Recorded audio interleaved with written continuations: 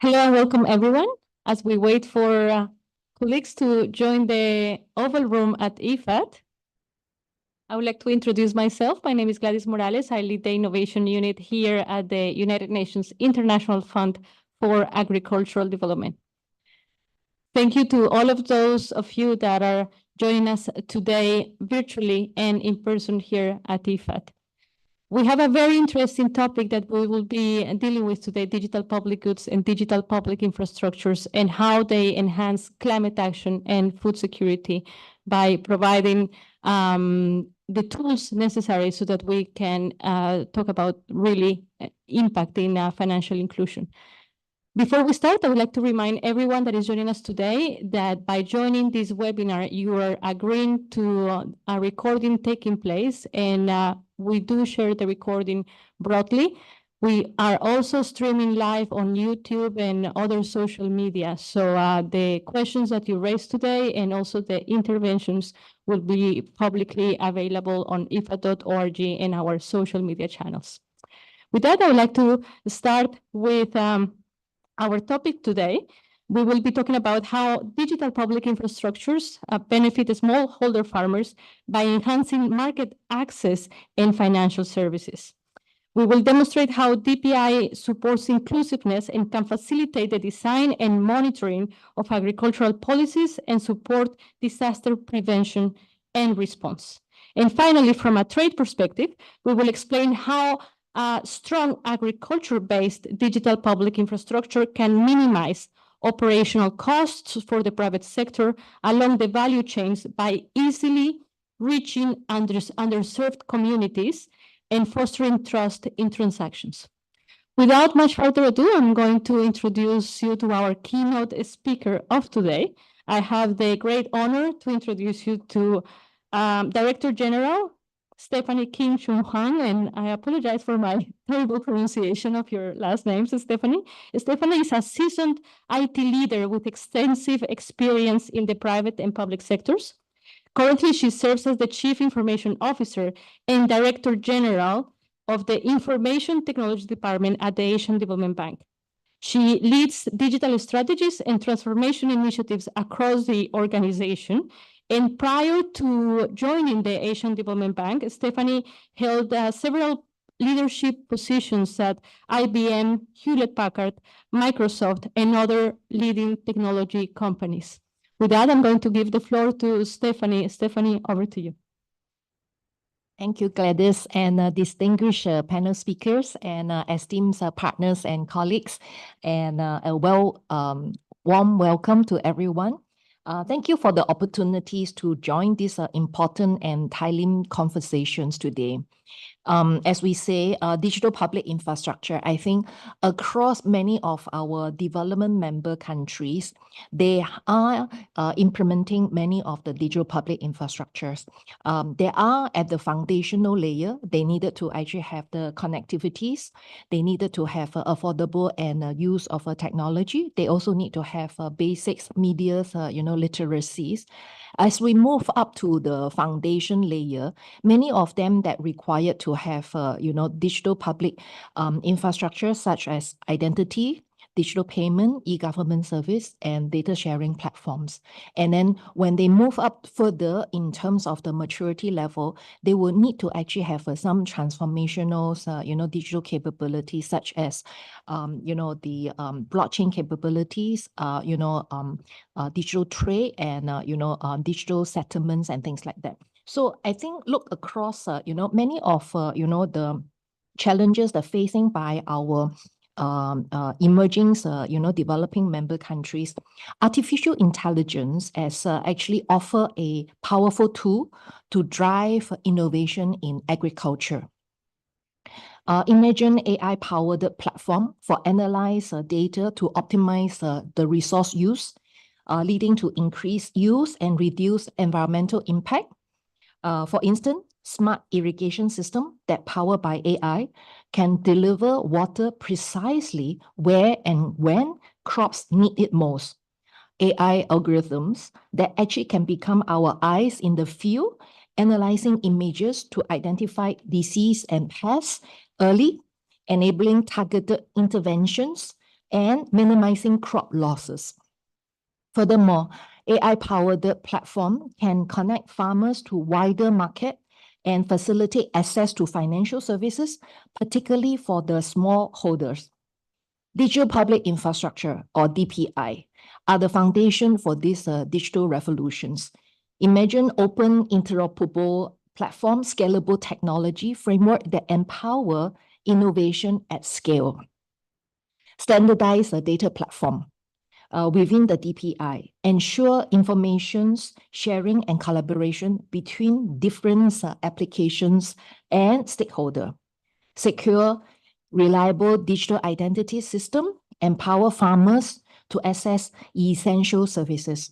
Open data policies, cornerstone of a DPI, facilitate the development of innovative AI-powered solutions by the private sector. So existing DPI in the region are already demonstrating their impact. Farmers, empowered by real-time data and AI insight, can make informed choices, ultimately enhancing decision-making. Improve the market efficiency through DPI can connect farmers directly to consumer, reducing post-harvest losses and increasing market transparency.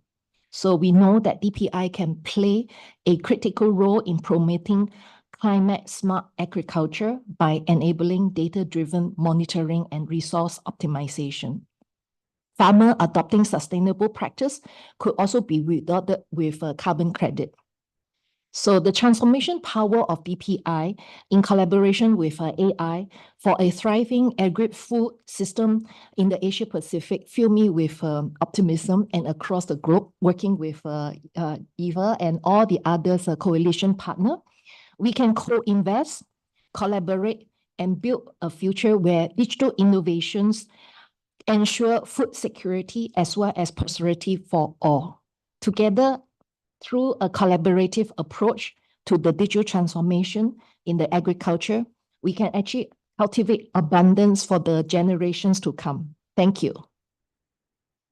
Stephanie, thank you so much for that keynote and for setting the scene for the conversation that we're having now, and defining digital public infrastructures together with the benefits. And we know how interested governments are in learning more about how digital public goods can contribute to the development of digital public infrastructures, and how these DPIs can contribute to effectively to savings in the fiscal system, but also to more efficiency in how we deliver benefits and services to our target groups. So thank you so much for that.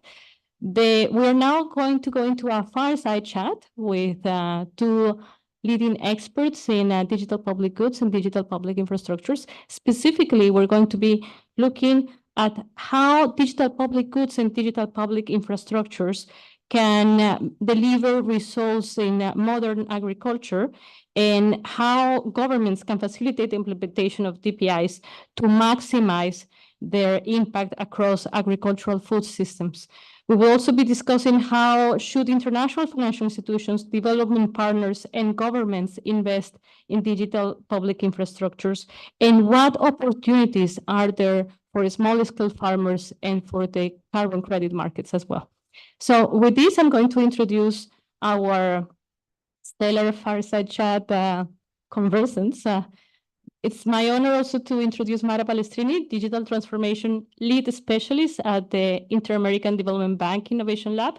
Mara is a human-computer interaction researcher and practitioner with 15 years of experience in planning and executing digital transformation and innovation projects. She currently works at the Inter-American Development Bank, as I said before, where she coordinates the implementation of the digital transformation program and advises on the use of disruptive technologies in operations. Mara has also been a key focal point of the Moonshots for Development Alliance, as well as effectively the contributing partner to the establishment of the alliance, because it was the Inter-American Development Bank that originally had the idea of establishing the Moonshots for Development Alliance, where we are now all contributing and collaborating. So I'm very happy to welcome you, Mara. Together with Mara, we're going to hear from Jeremy Joslin, Executive Director of Open SPP, which stands for Social Protection Platform. Jeremy is the Chief Technology Officer of New Logic and Executive Director of Open SPP. He's a recognized technologist and thought leader in the field of digital public infrastructure and digital public goods, using open source technologies to foster resilient digital ecosystems and inclusive societies. Jeremy is also an award-winning recipient for the initiatives that OpenSPP and New Logic have developed. With that, I'm going to give the floor to Mara and to Jeremy. Over to you. Thank you so much for the invitation to this fireside chat. This is a topic, digital public goods, that I feel very enthusiastic about. I'm very interested about it. Let me first begin by explaining what the IDB Lab is and what we have done in the realm of digital public infrastructure. So the IDB Lab is the innovation laboratory of the Inter-American Development Bank Group. We have a mandate to improve lives in Latin America and the Caribbean. And as the venture arm of the IDB group, we fund the most promising entrepreneurial innovations that can address development challenges in Latin America and the Caribbean. But for many years, we have also believed that apart from funding entrepreneurs through different with different instruments, going from grants to direct equity and funds and loans, there is the case of certain technologies that have huge disruptive potential that deserve a special treatment. In our case, this is Web3, blockchain, and artificial intelligence. We believe that as multilateral organizations, we can play a pivotal role in creating infrastructure that will enable entrepreneurs to develop solutions and reach bigger scale. So on the side of artificial intelligence, in 2019, we created the FAIRLAC initiative. It was a pioneer initiative around the use of responsible artificial intelligence.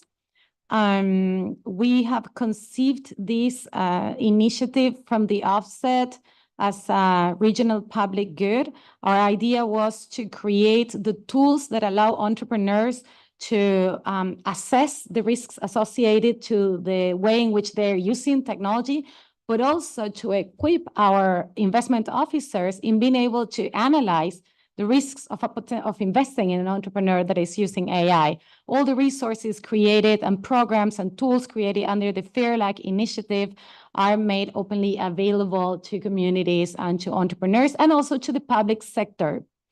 In the case of Web3, we really believe that blockchain technologies can transform the entrepreneurial ecosystem, but also the way in which we use internet and we use technologies by creating what we call the decentralized internet.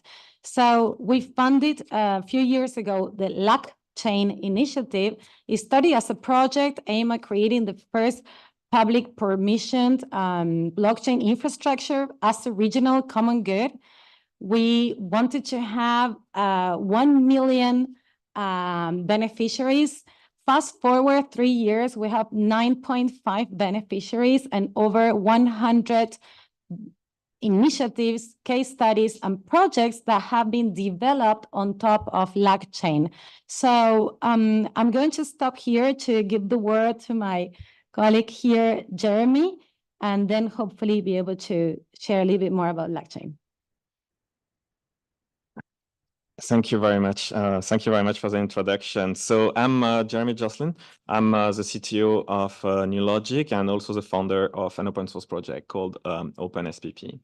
So as Gladys was saying, OpenSPP is an open source social protection platform providing social registry, farmer registry, disability registry, as well as solutions to manage social protection programs.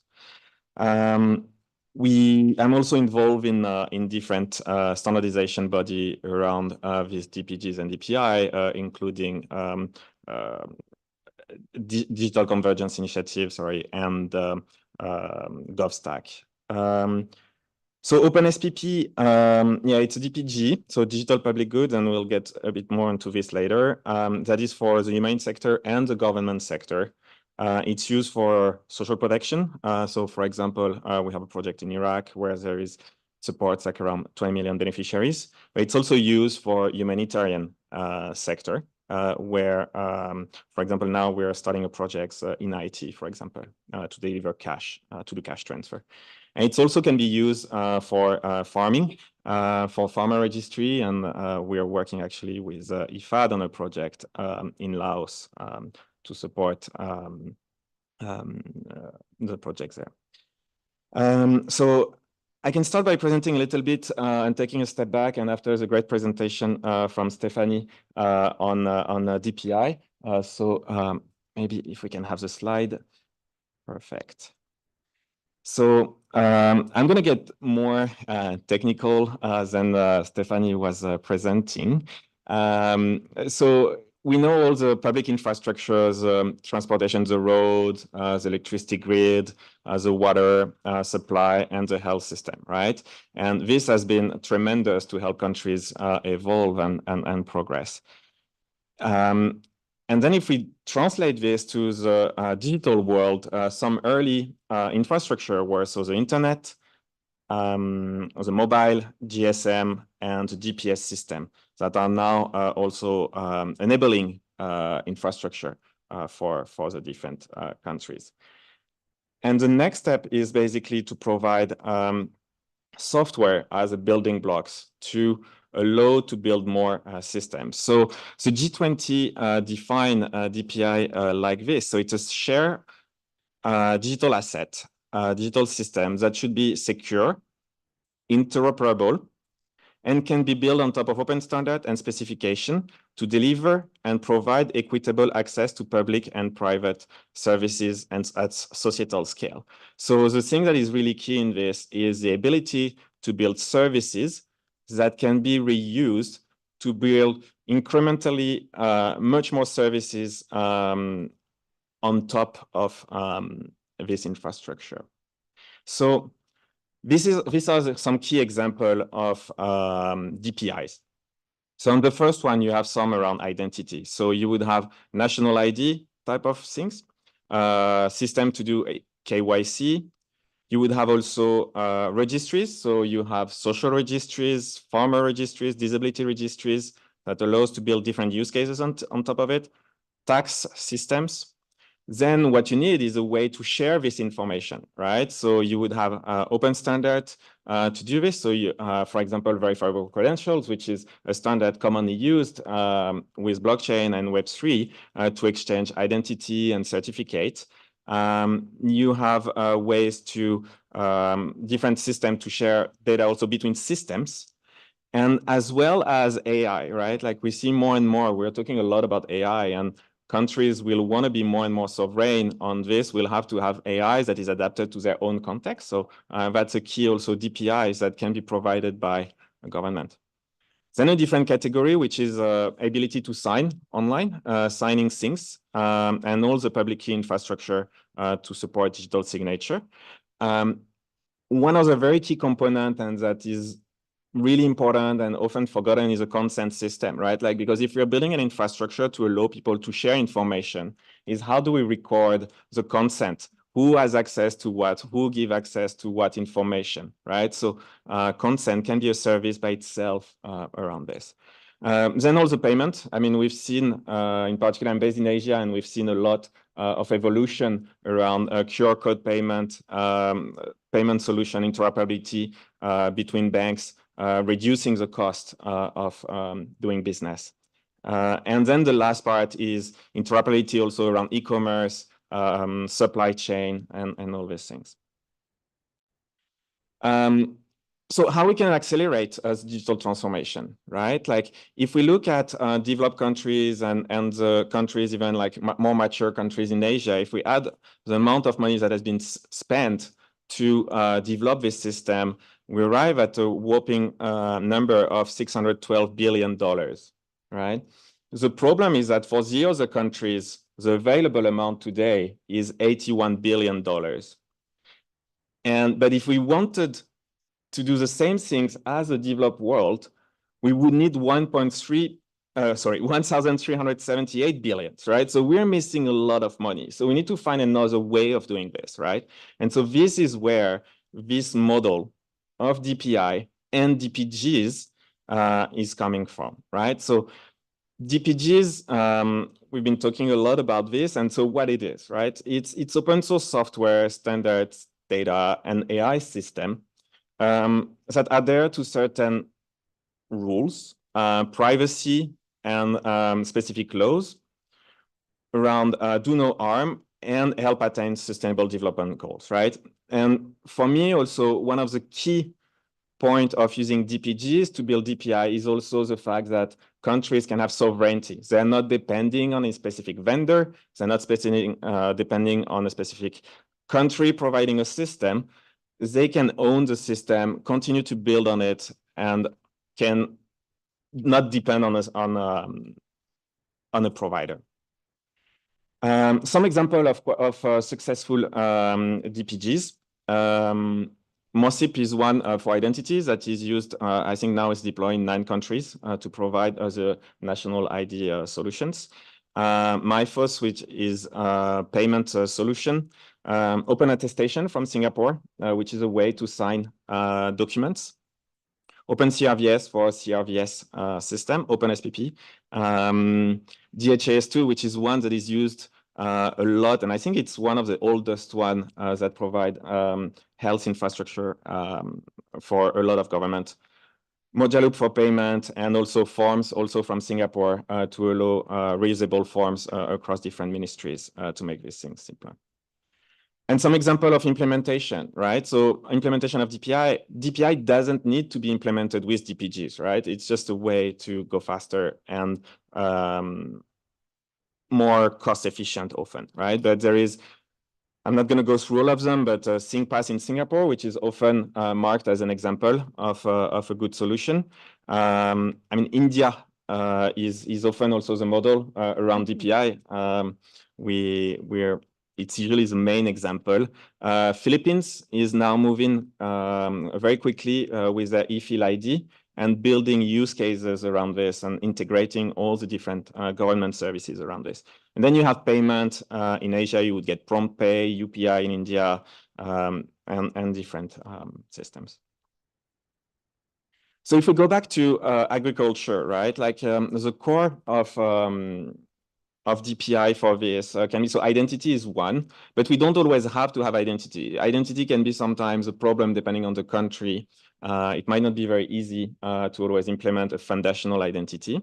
And you would not always have 100% coverage anyway on this, right? So DPI more close to agriculture. So you would get the farmer registry and potentially farmer groups. So in Laos, for example, we're working more at the community level and not just at the farmer level. The land that farmers are working on, and all the activity, right? Like when they are sowing, when they are harvesting, some data around this. And so this is a set of registries that would be made accessible through consent, right? And different countries would have different mechanism for consent. Some you would get like directly access for every government agencies would get access with it without another consent from the user. From other countries, you would have to have consent given by the farmer, for example, right? And then API, and that enable a lot of an ecosystem around it, right? So financial, the access to input such as seed and fertilizer, also market access, wider market access, and also it allows to build things around alerting and advisory. We talked about carbon credit also, and like that's a good foundation also to build a carbon credit systems because you already have the list of farmers and their land, right?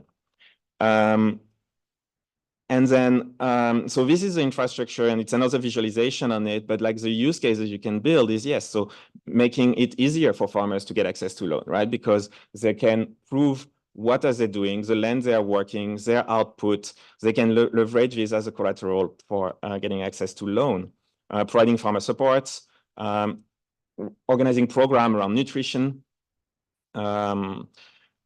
promoting sustainable agricultural initiative, monitoring policy, helping shape policy, helping understand what needs to be done, right? And I think this morning there was a question around how to make sure we work on the most important thing, right? Like how do we determine this? And this is a good solution for doing this.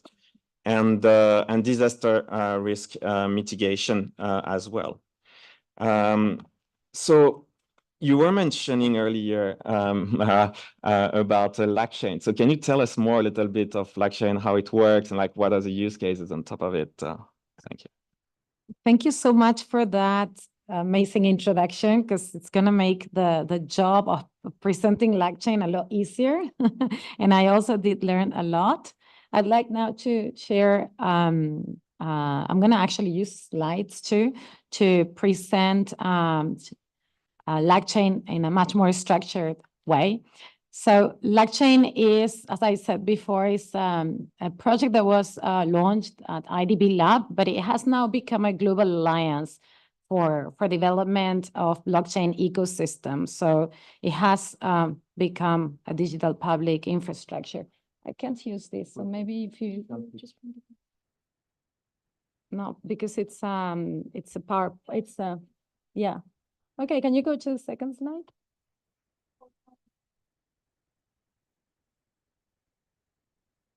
Thank you. So the value proposition for us is to create a digital public key infrastructure for creating the internet of value, like we call it, which is comprised of tokenized fiat money, self-sovereign identity, and public permissioned networks. Next. So just to understand, when we talk about permissioned public networks and why we built it this way, this is really interesting for you to compare. There are other networks that exist there, blockchain networks, but here are the main reasons and the main differences between them. So there's permissionless blockchain, like you would say Ethereum, for example. Permission private blockchain, and we see the emergence of a lot of private blockchains for corporate processes, for countries, and so on. And then there's permissioned public, which is what we use at LagChain. And why we use this? Because it's, to us, from the perspective of a digital public infrastructure, the most complete solution, because it's public, as in it's open, but it's also decentralized. So there's no one main authority controlling the network and the nodes in the network. So it has the benefits of being trustless, decentralized. It's transparent. All the transactions are transparent. You can observe the hashing and it's transparent in that sense. But it also allows for low transaction fees, which is one of the poor aspects of permissionless blockchain. It's not cryptocurrency based. We are not creating a DPI for enabling cryptocurrencies, but for all the other amazing purposes that this technology can enable. As not anonymous, thus it can be regulated. This is very important because LagChain is compliant with existing regulators, so it's very safe for countries to use this infrastructure. Not the case of the most known public blockchains, which are permissionless. And basically, it has the good side of being privacy enabled, because you cannot know effectively who is doing that, but there you have authorized nodes responsible for the network. Next. Okay, so we have been able in the past 3 years to create an entire ecosystem around this digital public infrastructure. We have over 1,000 entities that are part of this ecosystem, and we have over 60 strategic allies. These are other companies and entities that develop on top of blockchain, helping us making this a much more bigger and robust project. We have more than 100 projects building on top of blockchain. These are digital wallets for farmers, identity models. We have systems for certificating diplomas, for example, for universities. We have solutions for health passports, vaccination passports across countries. And just to name a few of the projects, some of them being digital public goods, others being enterprise proprietary solutions that build on this open source environment. And all these projects generate an impact in over 9 million beneficiaries. Within the IDB group, we also use this technology. We have over 25 use cases at the corporate level. For example, the issuance of a bond last year, we are doing experiments with remittances and hopefully with CBDCs as well in the future. So we have entities with network nodes deployed over 150. 21 countries involved in these different projects that I mentioned. We have a lot of knowledge that's been generated. The blockchain publications are some of the most downloaded publications of the Inter-American Bank Group. There's like a lot of need in the ecosystem to learn about these digital identities and so on. And for us, it's also important to not just provide the network, but also the knowledge to empower the public and the private sectors to become part of this.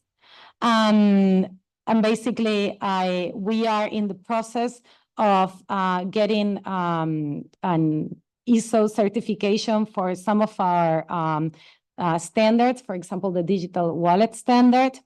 And we have created, we have spinned this blockchain project out of IDB and created an entity called LACnet, which is an independent, and maybe we can go to the next slide, because I think I have it there.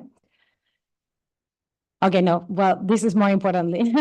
When we created the project, we were envisioning to hit 1 million beneficiaries, but through the adoption of this infrastructure by other actors, of course, we are scaling up the impact and we are now beyond 9 million beneficiaries. So we have amazing recognition for very well-known partners such as Red Hat, Red Clara, and so on. And just to finalize, we have created LACnet, which is the orchestrator of the network. The important thing is a neutral and non-profit orchestrator, which is formed by Red Clara, IDB Lab, and LACnet at the House of Internet in Uruguay. So, Jeremy, now that we've discussed all this, how do you get started when, say, you're a country and you want to start deploying digital public infrastructure? Yes, thank you very much. And by the way, very impressive as a number in terms of inclusivity. It's quite good to see this being think about like when we build digital solutions, in particular with blockchain. So very good.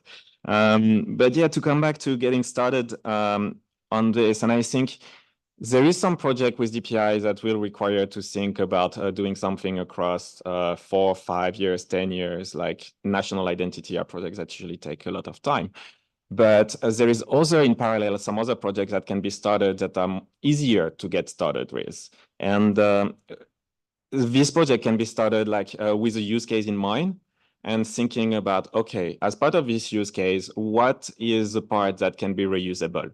What is the part that I can make it as a DPI, as a service, that I have other projects that would be able to benefit on top of it, right? So, for example, when we're thinking about the project in Laos, we're starting with a project of irrigation, right? And so we are looking at which part of this project can be taken and can be reused across the, I don't know, 10, 15, 20 other projects that there is in the country around agriculture. And so then from this, you focus on doing this, building this, and then you demonstrate that it has value for the other projects. And like this very quickly, very easily, you would end up having one DPI. And then you build the other, this other project leveraging this DPI, and then you move on to the next part, next DPI. And like you do this like this. So it allows to go quite quickly. And for example, in OpenSPP, we now have a program where we can work with a country to do implementation of DPI in 100 days, right? So it's how do we go from the idea to the implementation, the first version in 100 days, and then how do we move on from there and scale it, right? And then after, there is a lot of work, and I think IFAD, ADB, everyone, IDB are all working also on supporting countries around their DPI journey. And there is projects also such as 15.5 that also help funding this type of systems.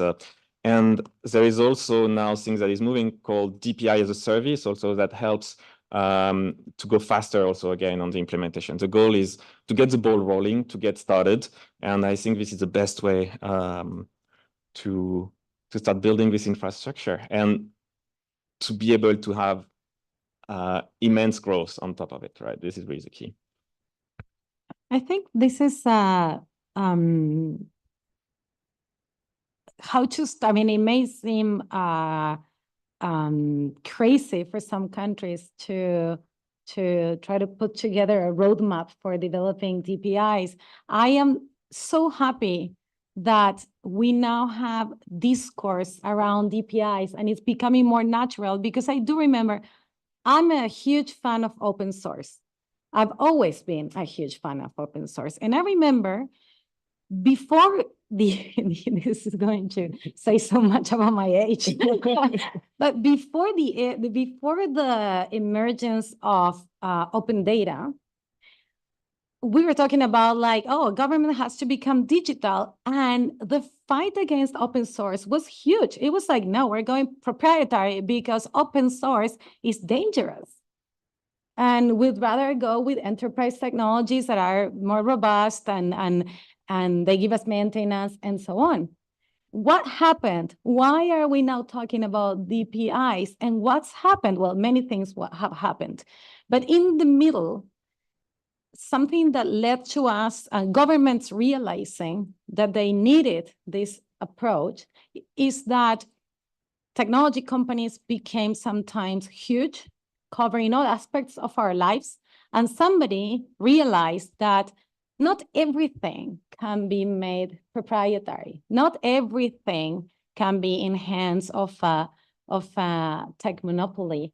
And there are certain things like national security, like infrastructure, like citizens' identity with all the personal detail that it entails that cannot be controlled by one player and generate the data lock-in. So the discussion about digital public goods is a discussion about the global governance of technology in an interconnected world where countries need to be able to exchange data and to tackle problems together, tackling the SDGs, for example, in a collaborative way that yet is privacy preserving and is secure. And I think that this is the key aspect that I would like to highlight about why digital public infrastructure and digital public goods, not being something completely new, are completely relevant nowadays. So let's go to the Q&A, those final words. Let's see if there are some questions. Yeah, we do have some questions. Let me start with the floor here at IFAD. Ozer from the Asian Development Bank. Just a question to both of you. What incentives need to be in place for DPGs and DPIs to actually scale from governments? Or, when you look at the other side, digital private goods, there's a huge incentive from IPO markets to capital markets to a whole sort of ecosystem that currently exists. For DPGs, DPIs, what do we need to put in place from governments, from private sector to enable support and flourishing of such goods? Yes. So for DPI, I think the incentive is really at the government level, where they want to be able to enable more use cases, right? They want to build things that are reusable and that allows either other public sector or private sector to innovate on top of it and to build solution that we're not even thinking today, right? Or that the government doesn't have the fund to build today, right? And allows everybody to innovate on top of it. As for the DPGs, it's not an easy answer. There is multiple ways. So there is a lot of DPGs that are coming out of university and that are funded through this. There is also DPGs that are built by government, and we see this more and more. I mean, one of the big examples is X-Road, for example, that is very commonly used from Estonia, yes, for this. And then you have also from the private sector, like for us, basically where OpenSPP is a project we started from a private company because we had the knowledge and also because we've been for 20 years in open source community, and that's more like the way we see things. So that's why we're doing open source and we give, and at the same time, it benefits everyone, right? So, but yeah, the problem is how do we support this? And there needs to be some funding at some point also to help and I think in terms of incentives, I would say that it depends, and depends on the country, and it depends on the problem needing to be solved. In some cases, it's not necessarily cheap to deploy a public digital infrastructure, and not because we say it's free, it's financially free. But I believe part of the equation here is that we are in an era of standards. And so I think more and more countries are beginning to understand that living in a global world, you have to play by standards. And those who are good enough to create the standard and contribute it, create more value than they need to capture to survive, because the community will gather around and continue developing that. So that's if you're good to create the standard. So there's a huge incentive there in terms of the level of influence that it can create. Look at India, the level of influence that you can create as a country if you set the standard for something like this.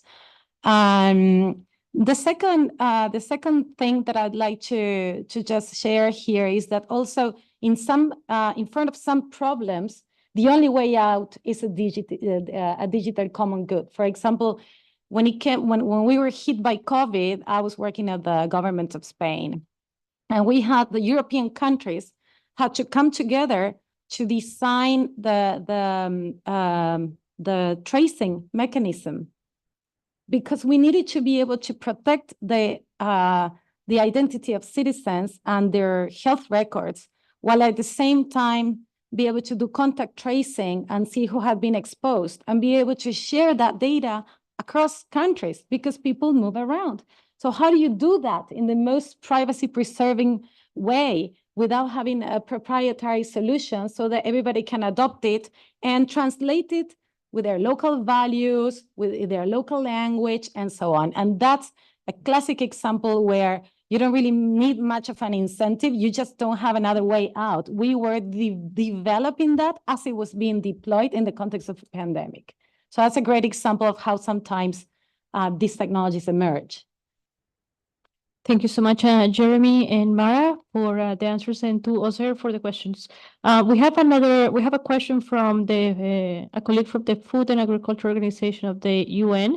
Gerard is asking, well, first of all, he's thanking the presenters, and then he is asking, are there any experiences that you could share on building capacities among governments on data governance policies and helping build data sharing processes between ministries? And just a reminder that we have 6 minutes left, and we do have a contribution from a government representative on DPIs. Sure. Exactly. I'll just be very brief and I'll pass it on to you. But I'm so happy that the question was focused on data because that's one of the domains where there's the most resources developed for equipping the public sector. There's a data partnership initiative. There's a whole bunch of technologies for creating open data portals and for building and developing skills around open data at the government levels. And there's also new initiatives that are also very interesting here in Europe.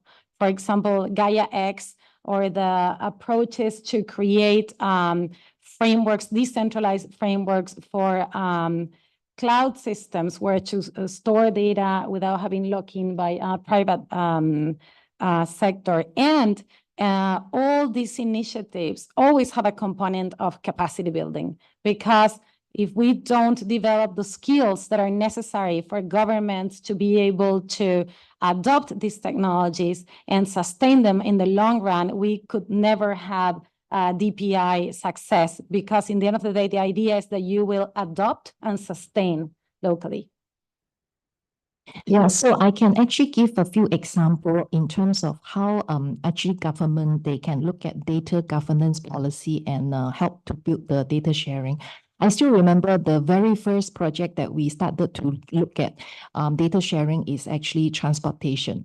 We have a lot of, road traffic data and all this. But initially, the government's agency was just sharing the data in a PDF format. For all of the technologist people who know that PDF cannot use much of information, right? So then the whole industry come forward and suggest to the government and say that, hey, look, you cannot share data just on PDF format. You have to share in a open data format. So then the government started to actually sharing the transport data in an open data format. And you know what? The magic of the crowdsourcing. The moment that you actually allow the data sharing, and many developers start to use the data to start building a lot of the apps. And people start building apps that actually can share traffic information, bus information, and many other things. And that actually created a whole ecosystem that people are able to develop apps on the open data. So with that success, the government started to look into we should share more data. Of course, I would say that the intergovernment, coordination required to have a central body to really look carefully on your whole of a government's, data classifications and governance. And there will be certain data will be still remain as a top secret. There will be still some that is confidential, but many of the information is actually publicly available. So therefore, I think some of the agencies coordination required to share data, and also have to look very hard in terms of what data is shareable and what data is required to be protected.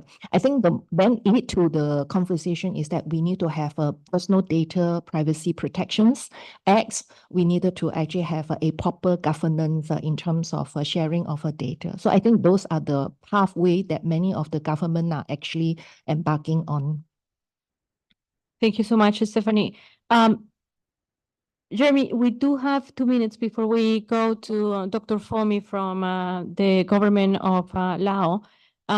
Very quickly, I would like to go to the second most voted question that we have in the chat online, and it relates actually to Stephanie's contribution just now.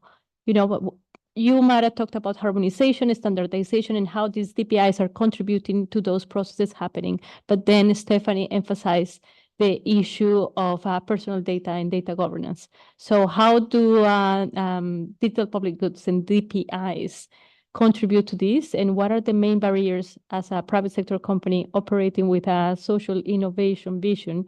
What are the barriers that you have encountered? Okay. So I think a key thing is the standard, is using standard, and as we're building and as we're working together is not just looking at the technical standards, but also the policy around it and how it's going to be used around this.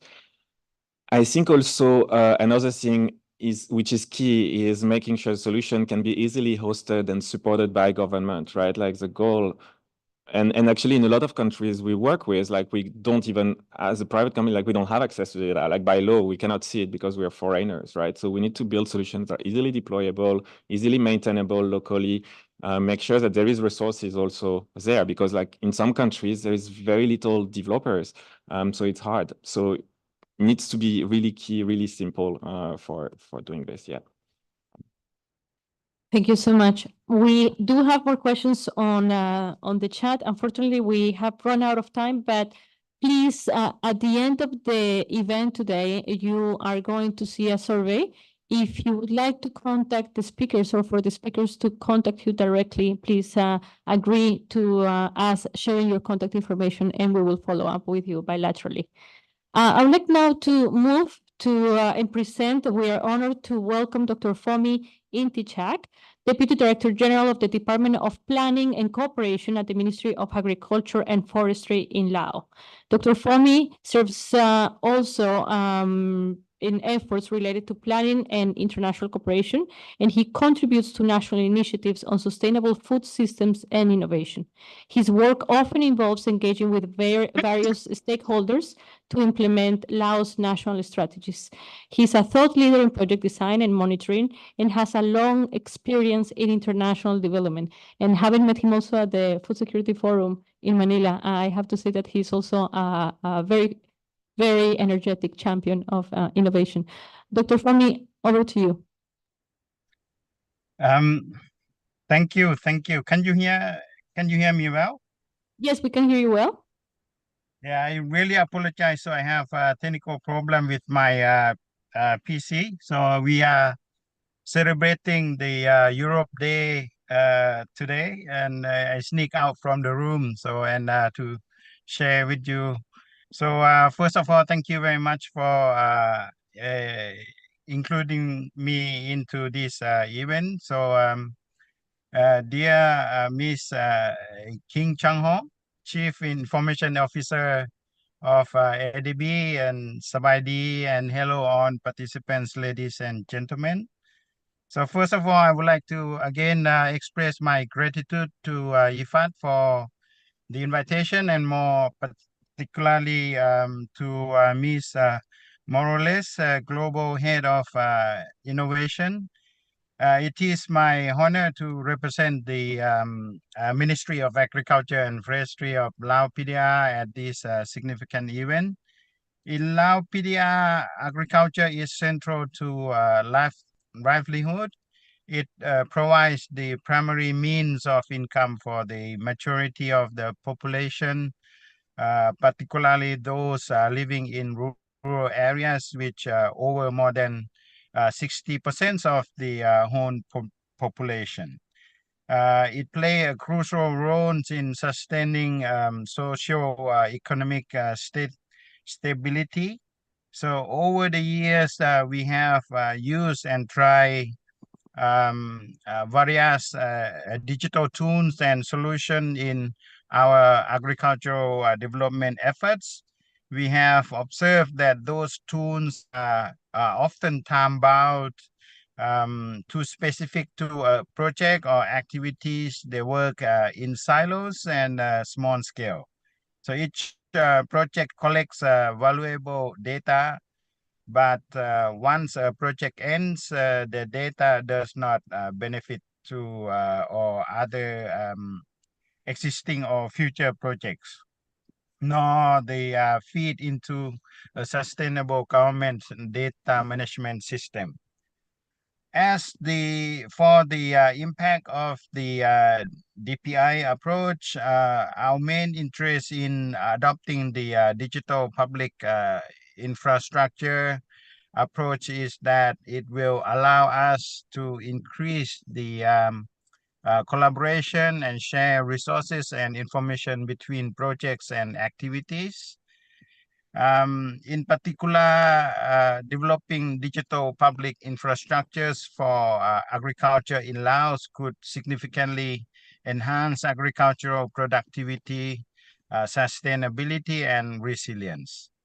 As part of this strategy, we are now piloting a digital farmer registry within the IFAD-funded PIXA project. This pilot helps to capture the and also to share data on farm holdings, farm owners, and their householders.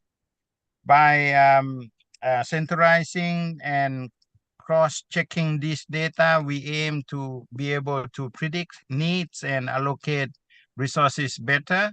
This will pave the way for more targeted and more impactful agricultural interventions. By aggregating the data at both household and community levels, we gain valuable insights that are very important to help develop interventions that address the needs of our rural communities.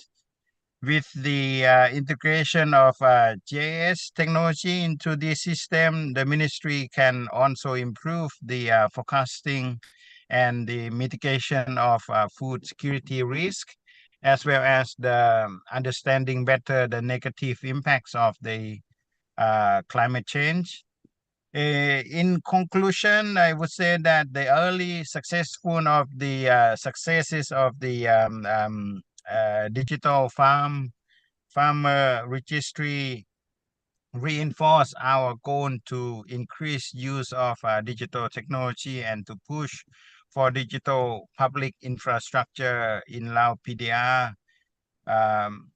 By establishing robust digital public infrastructures for agriculture in Laos, stakeholders can leverage technology to address key challenges, promote growth, and achieve the sustainable development in the agricultural sector.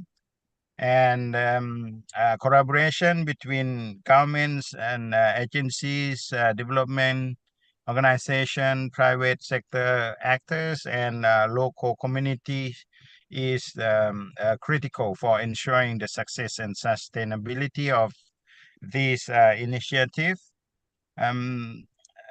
Thank you for on your attentions, and I am looking forward to continue sharing with you on how we can collectively leverage DPI to advance our shared goal of enhancing climate action and improving food security.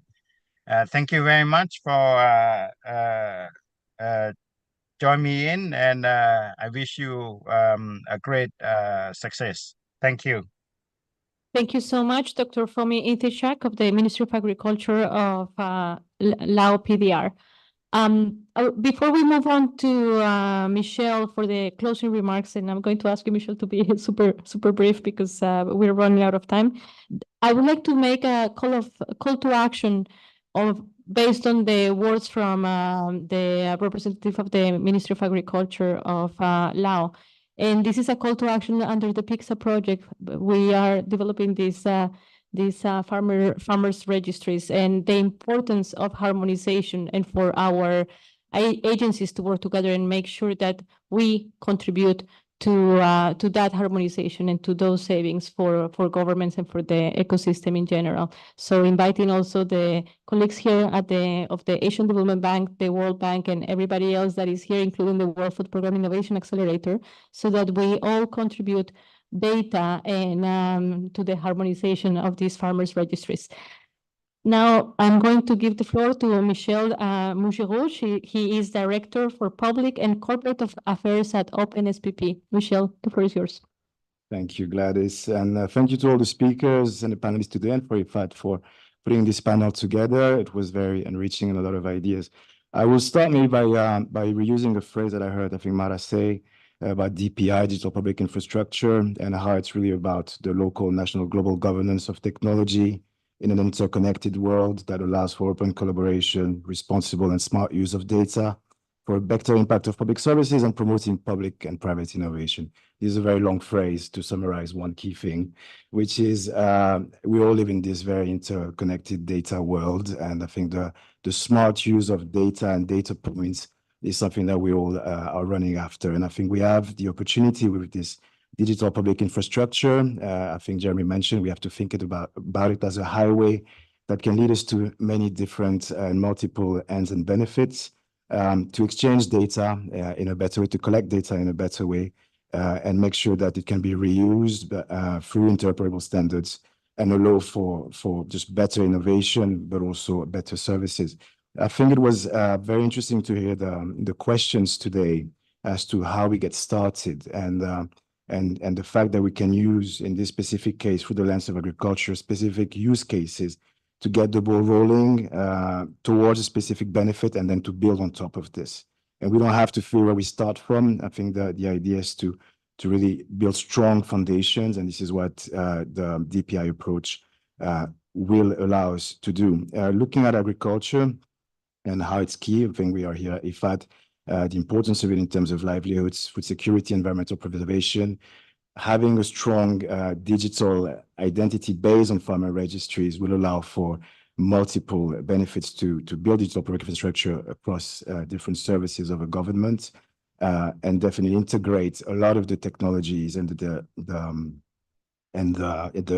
involvement, the achievements of technologies to be able to improve this food security, improve climate resilience, especially when we look at anticipatory actions or shock responsive actions, by just understanding better what is the state of agriculture, what are the assets that agriculture and farmers hold. But also, I think it's a great opportunity to put digital tools in the hands of farmers so that they can themselves also update data and increase the value and the benefits that they can receive in terms of sharing that data for different platforms. So a lot of potential in the work that is being done. I think we heard Dr. Pomi seeing the advantages of building these digital initiatives to increase and break essentially silos across some of the services by being able to share more data and have a better visualization and projection of those services. And still a lot of work to be done as to how we can onboard more stakeholders on those platforms through interoperable standards and data exchanges. I will stop there and thank you. Thank you, Michelle, so much for those brief remarks. It's difficult to summarize such a complex issue. With that, I'm going to conclude today's event. Again, you're going to see a survey as soon as you close this event, so please contribute to the survey and let us know if you would like us to reach to you and share your contact information with the speakers. Thank you very much, and we will see you in our IFAD Innovation Talk at the end of the month in May 28th, when we are going to be hosting an IFAD Innovation Talk around a theme close to our Treasury Department. So thank you again to everyone that is here and to everyone joining.